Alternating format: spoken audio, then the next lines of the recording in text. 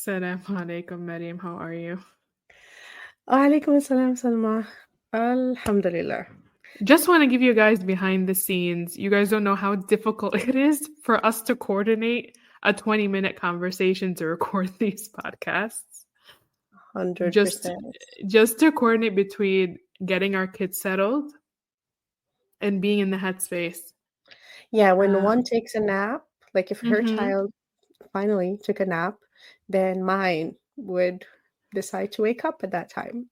Yeah. Or just any random things happen, like it's snack time or, subhanAllah. The second snack of the day. Yeah, Yeah. subhanAllah. Like we were talking a few days ago that, like we can't just record like that. We want to be in the right headspace. But we realized that we never are in the right headspace. Yeah. And we thought that you guys would actually relate to us, right? Yeah. We had originally discussed recording after the kids sleep at night, but I think we all just pass out in bed with them. Nothing is happening. And speaking of snacks, I was reflecting this morning. I was thinking, I was like, whenever we get pregnant or have a baby, everyone's like, yeah, you need to sleep train. You need to baby-led wean. You need to get this play gym. I needed someone to advise me about the whole breakfast 1, breakfast 2, snack 1, pre-lunch snack, then lunch, and then the pre-dinner snack, and then pre-dinner. I needed someone to tell me that I'm going to be feeding humans 7 to 8 times a day, and I needed to be creative about it. Yeah, I know. I mean, there are so many strategies that we tried, but it definitely gets better with age more than the strategy. And especially with homeschooling, this is very known. Like even everybody started making jokes about it during COVID because all the kids were inside all day, and they just like want to eat more and more and more. And yeah, so I was thinking in the idea of being in the right headspace, like before starting to record these podcasts. And I thought that you guys would appreciate to just see how things are, like for real. We're not able to always be present, either for us, for ourselves, for our kids, for a podcast. It needs a lot of shifting. Yeah, right? It's a muscle. It's a muscle that we have to work on. Yeah. And it's, of course, we don't want to disappoint you. We want to be our best. I think that's just a normal trait that we have as humans, is that no matter how, no matter what you achieved in life, even the famous people who are always like in camera, they always want to show up as best as they can. And we want to do the same, but there's a difference between trying to have everything perfect, everything lined up. Yes. And just try your best to shift your thoughts to a little bit, see like more positivity, right? Yeah. Before I turned on my computer, a lot of things didn't work out. And some of them are because of my daughter, because she came right after me and she changed the theme, and it was contrast, like she changed the contrast theme and stuff. Of your computer? Yeah. MashaAllah. And I realized at that moment I could either be upset. Yeah. And like, why is this happening? Or just clear my mind. Push through. Like we always do. Yeah. I think it took me 30 seconds to figure it out. Otherwise, it would take me even longer because I have to think through it. And I'm also blocked with all these emotions like, oh, why is it happening again? It's annoying. They touch everything, So this was my reflection for today. It's funny because you said about perfection. So you guys listen to us when you need to get things done, but I cannot listen to my own voice when I'm getting things done. So I sometimes like to, there's this Muslim woman on YouTube who homesteads. So I kind of listen to her while she's cleaning. I clean alongside her. And it happened in that video, she was making bagels and she overproofed her dough. And if you know anything about dough, if you overproof it, it's a mess. Right? Like it doesn't hold its shape anymore. It's too mushy. And she said something that really hit me. And she's like, it's okay, right? Because perfection is only for Allah subhanahu wa ta'ala. I'm not meant to make perfect bagels all the time. We're not meant to be in perfect situations all the time. because Allah didn't create us that way. So I thought that was really, really profound. So Rabbi shrah li sadri wa yassir li amri. We are post the first 10 days of Ramadan. And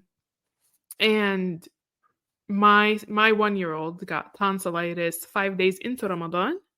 And we're still kind of trying to find our way back to reading a juz a day, remembering to pray sunnahs and extras. And we were just in survival mode.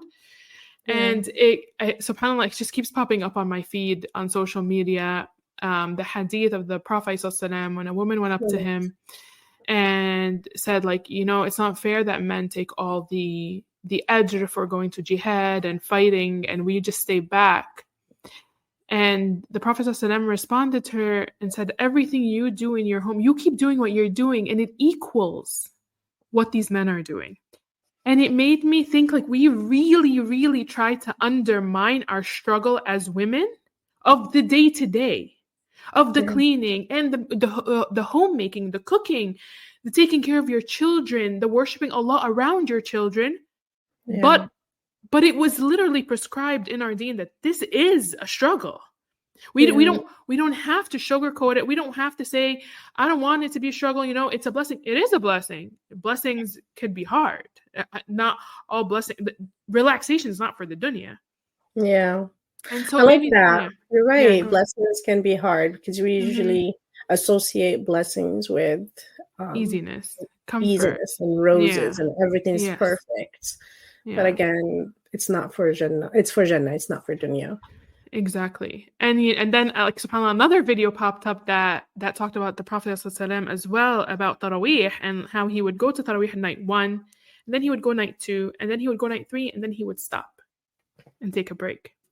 And he said that he was worried that if he did it every day, Allah subhanahu wa ta'ala would make it an obligation upon us.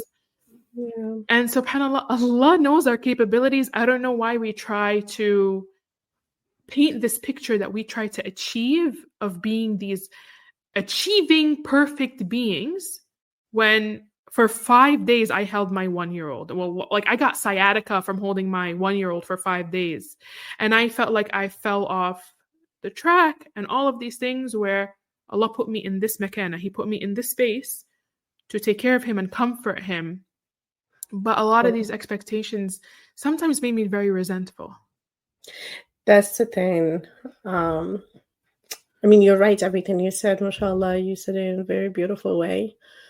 And you feel resentful because you're always looking at the other side, thinking that I'm missing out on so many things. Yes.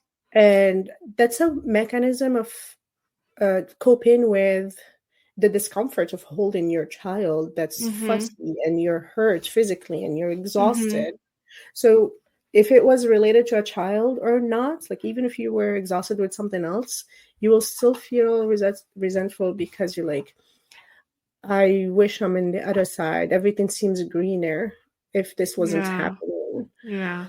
So subhanAllah, that's when shaitan also comes and tries to leave us spiraling in that situation. Yeah. And I do that all the time when things don't go my way, when things hiccups show up. I become resentful and disappointed. Yeah. I mean, I just like the perfectionism, and that again, like, it's fueled by shaitan, astaghfirullah.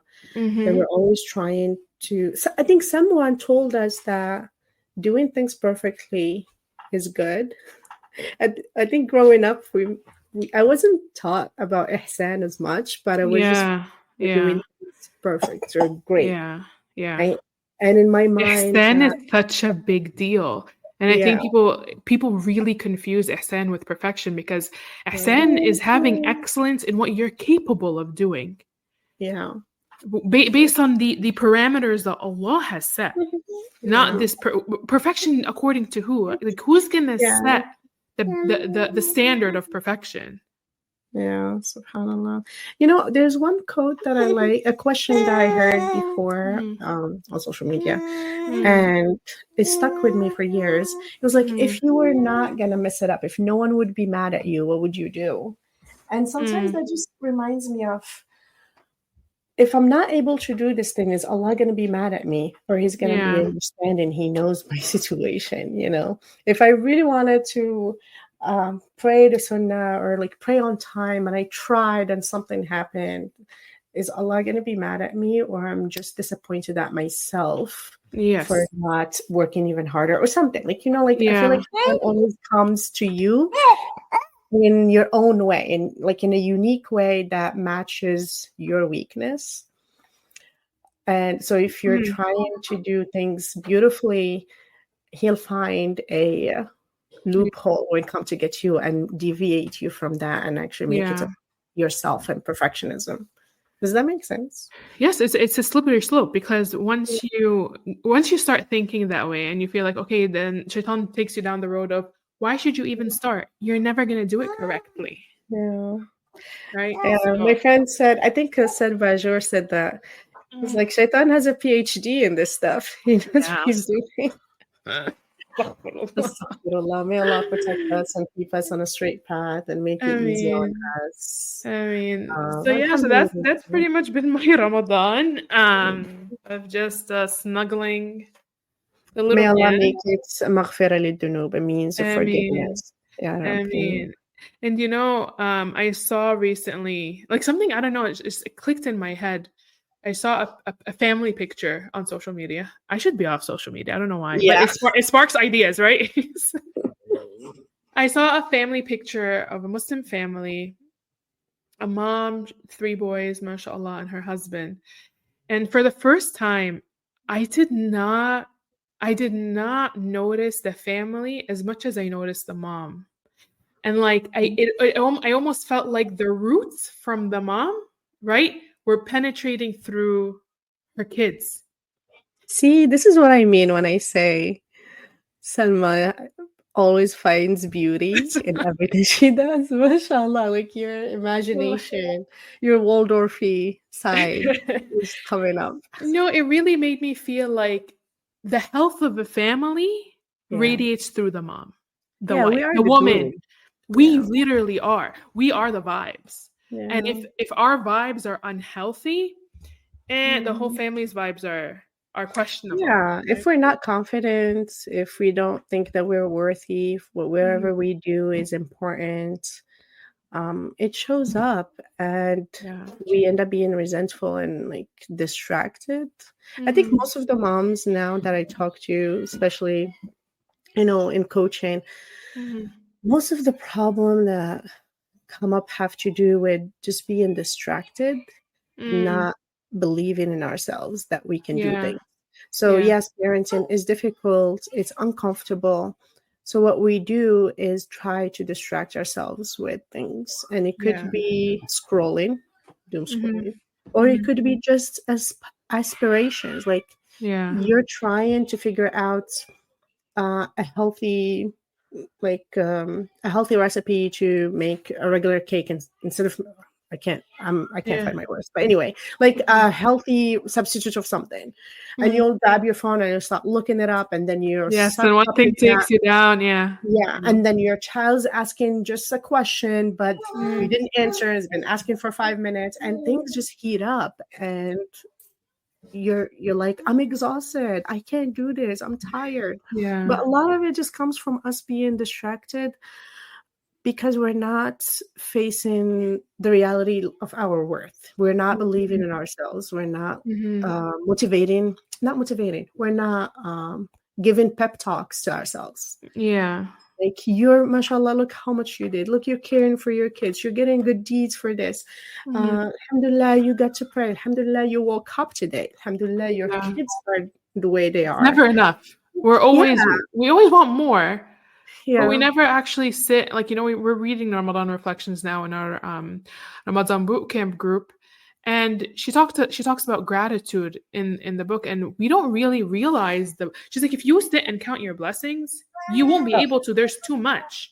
Like, Yeah. imagine if you didn't have eyelashes. Imagine if you didn't have fingernails. Imagine if you didn't have your eyebrows. Imagine, like, subhanallah, I'm a biology major. If you're missing one amino acid in an enzyme in your body, you could be sick for life. And Yeah. so there's so many intricacies in our lives that when one, like, 0.0000001% is taken away, we feel it. But we don't notice it when we have it. Yeah, when we just don't sleep well, we Oh, feel so dizzy and everything feels like it's falling apart. sleep. And you know what else I liked in that book that Mhm. hit me really hard is that Yeah. you are a Muslim and you are also a human. Yes. Because again, going back to the perfectionism, Mm.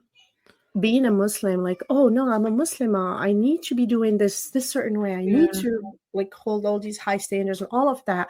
But I forget that I'm a human and humans are prone to making mistakes and prone to being tired. And right after that, being a human, that's why Allah gave us tawbah and istighfar. And it's always available. And it's so simple. The steps of tawbah, alhamdulillah, like in Ramadan, all the shuyukh talk about the dua and tawbah. So the steps are very, very simple. And you can just look it up on YouTube and see which lecture that you resonate with the most so you can understand it. But subhanAllah, yes, we are human. And the other good thing about being a human is we go through phases. We grow, we learn. We ebb and flow. Yeah. And again, like there's Yasser Qadi, I think he did one of the khatiras. I think I listened to it today.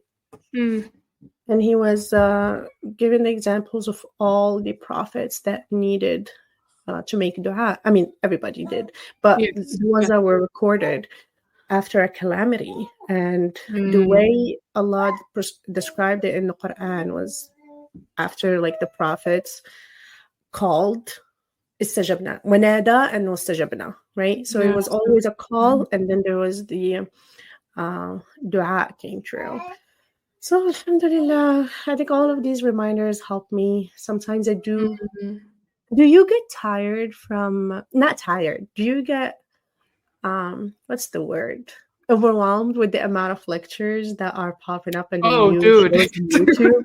And you're like, okay, this one is 20 minutes, this one is 30 minutes, this one is 10. When am I going to listen to all of this?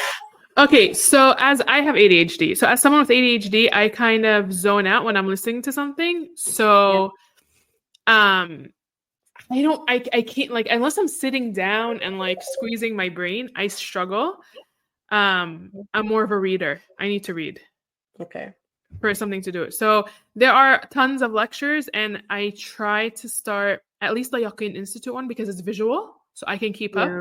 But then it's lately the last year and this year, they're so emotional that I don't want to process these emotions when I have free time. So that's my struggle right now.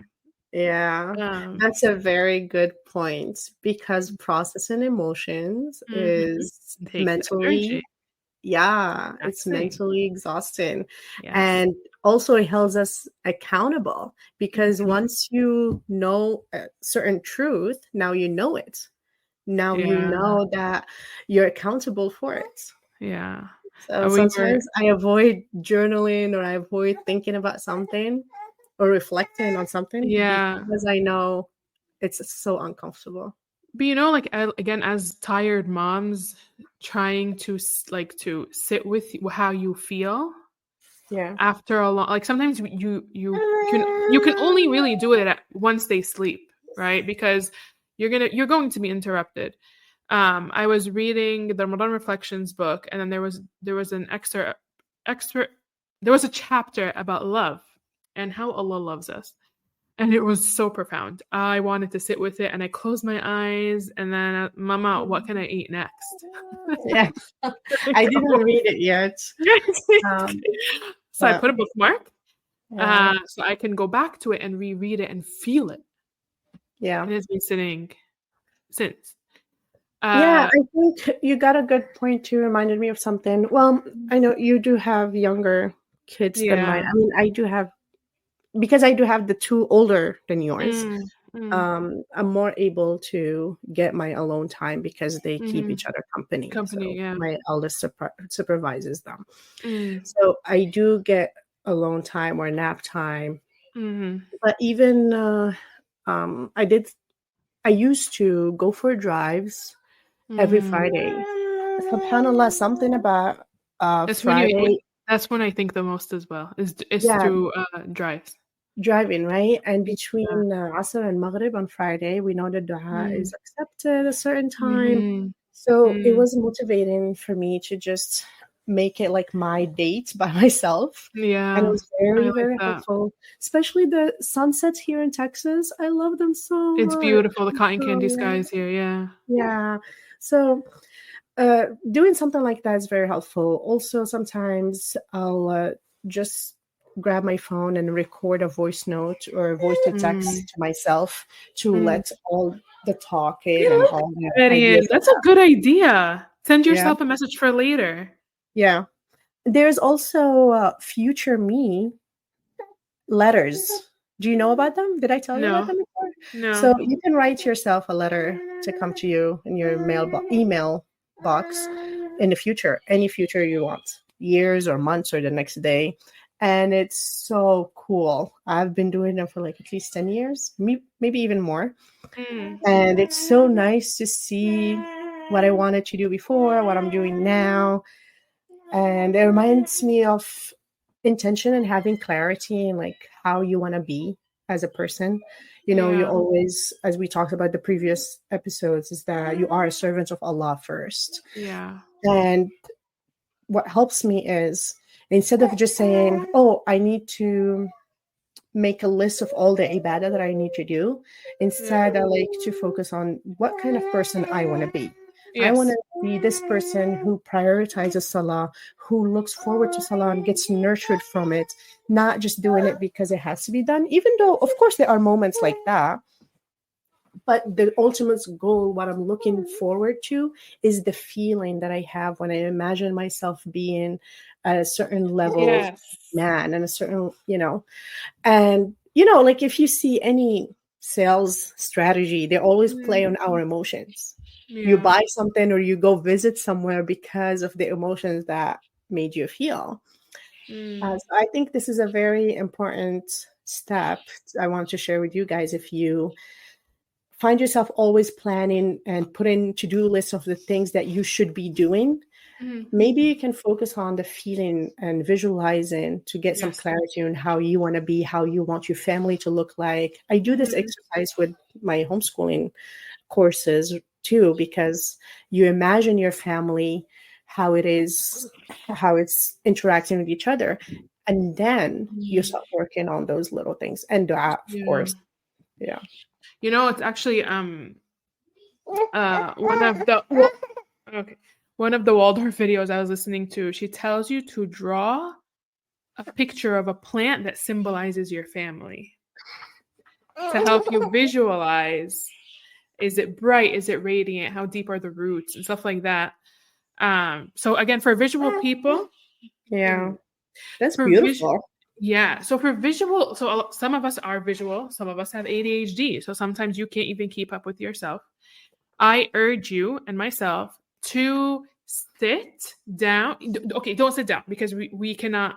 ADHDers do the best thinking when they're not sitting. They need to be multitasking, right? I noticed that you need to be going around the room, huh?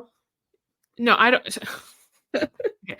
There's men with ADHD is different than women with ADHD. So I need to be multitasking. So I can Okay. think deeply. Like if I really need to, for example, when we have co-op and Yeah. I need to think about what I'm teaching, I need to make sure that I'm really busy, and that's when all the ideas are going to pop up in my head. Got it. Okay. Okay. You can also be rearranging things, organizing, Yes. Yes. probably Yeah, like the moving best your cleaning body. so the best cleaning I do is when I'm on a phone call with somebody and I clean at the Okay. same time. I don't, because why? Because the mundane, boring cleaning is Yeah. overridden by the dopamine I get through the conversation.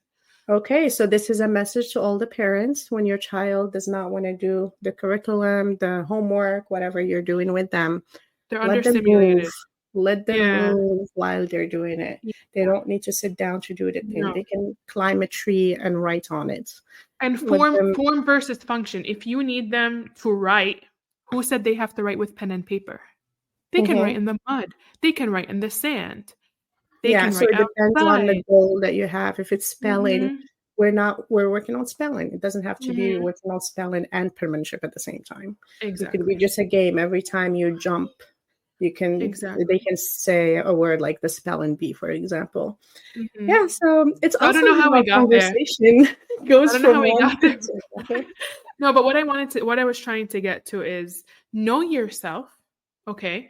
So let's say I know, for example, that if I need to pray witr and qiyam and tarawih after my kids sleep, I want my area to be really nice. I want to have my fairy lights on.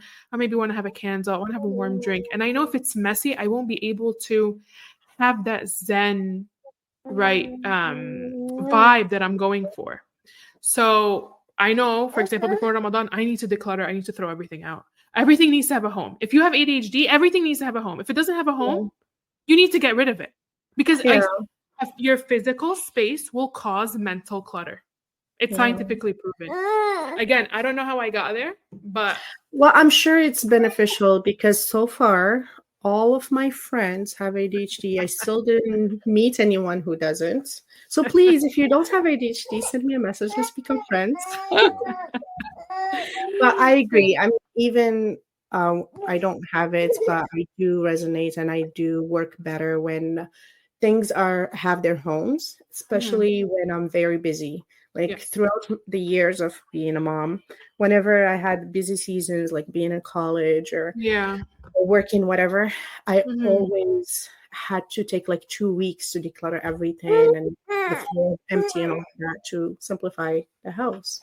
And now, like with 4 kids, mashallah, if things don't have a home, those are 8 hands that are making a mess. Yes. Oh yeah. Oh yeah. You'll find the kitchen stuff in the bedroom in a Yeah, heartbeat. all the time. Okay. So I think what was getting me there, I think we were talking about ibadah or something.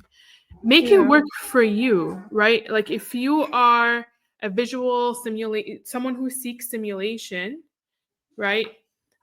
Sometimes when you're reading Quran, like some of the Qurans have translation and the ayah together.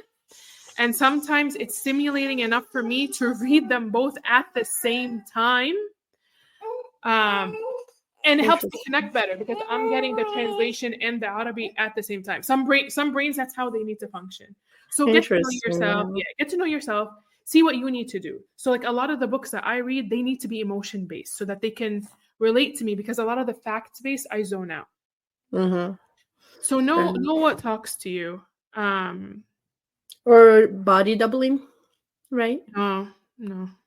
No, it doesn't work for you? Distracted. No. I get distracted by the presence of the person. I just want to talk. Oh, wow. That's pretty cool. Yeah. That's cool. So thank you, Selma. Maybe every Anytime. time we can I don't know why talk people more. complain about ADHD. I saw someone was saying he took Adderall and he's like, wait, so this is how you guys like function? Like you can hear your Yeah. thoughts?